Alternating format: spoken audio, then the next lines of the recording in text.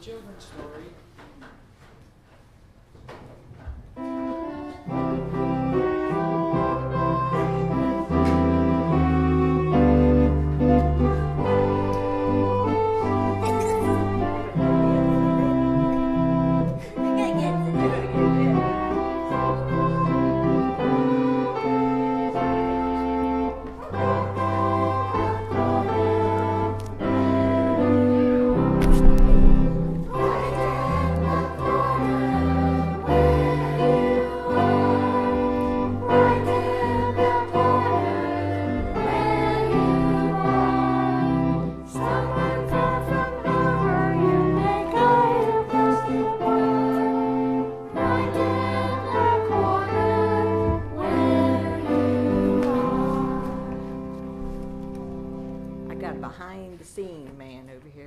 Saving my life. Hi. Some of us just are heart and last, but you had a special story last week, didn't you? Yeah. You better say you'd better. Yes. Or no supper for you. It was a good story, wasn't it? I know, but I just know your mommy would do a good story. Your sister had to put up with me, and I saw them there. We had a wonderful time at camp meeting. It was really great. Okay, do you remember where we left off at? No. No? Well, it seems like the devil's been kind of busy in the White family. Remember, the son was really sick, and they prayed. Then he got better, and then the devil attacked him again, and he was bopping around because somebody was kind of bothering him. And then James White got sick. And it seems like this story continues on about how the devil just gets us all the time. Doesn't he tempt you sometimes? You know it. We say something, or we pout, or we do something we shouldn't be doing, you know. Older people do it too, so it's okay. Well, let's see. Where are we going to take place today? Well, James finished his paper, and they had to go pick him up, but he was still sick. So Ellen took him. And they had loaned a buggy out, which the horse's name was Charlie, and to a minister so he could go around and spread the word. Okay? Well, so they had to take the wagon to go pick up the papers because James wasn't feeling. But the closer they kept driving, the Lord was healing him, and he knew that he was fine. So they was going to go get the papers to go fold them and do it and get everybody at the house. So they were really happy. So while they was in this big old wagon, something really happened, you know. All of a sudden, let's see if I can move Ellen and James here just a little bit.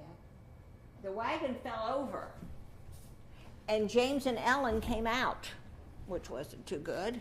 And James hollered, Ellen, are you okay? And she said, I'm okay. Are you okay?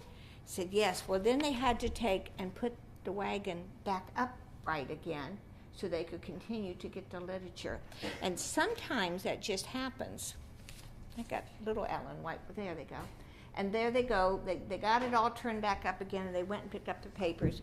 And then they went home, and they was folding them and addressing them, and everybody was there. And they was really busy to get them out, okay, to mail them, because so we have to get the word out.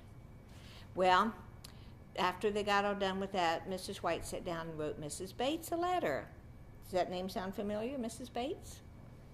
I wrote a letter, and she was just saying while she was writing the letter that they had trouble, you know, with their son, and then James got sick, and then the horse wagon fell over, and I don't know how they got it up, but they did.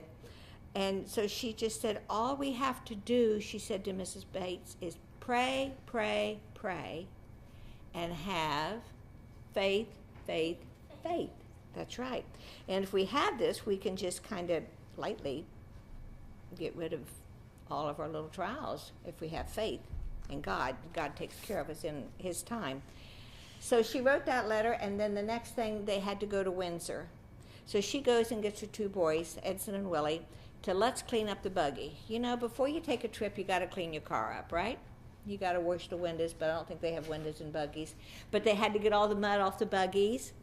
And then there was curtains in the buggies, and they were ripped. So Willie and Ellen, they had to sew it, and then they fixed the seats, and they got it all clean because it's going to be a day's ride to go to Windsor so she could preach and pass the word along. So they put it all in the barn, nice and neat. And the next morning, Friday morning, when Ed went out to open the barn, he hollered, "Mother, Mother, come quick!" Well, Ellen takes off a running to see what happened. Well, it wasn't too pretty a sight when they opened it up. The buckets that they used to wash off the buggy and everything was all mashed and torn to pieces. And the seats, it was drying off, they were all stomped to pieces. Everything was a mess.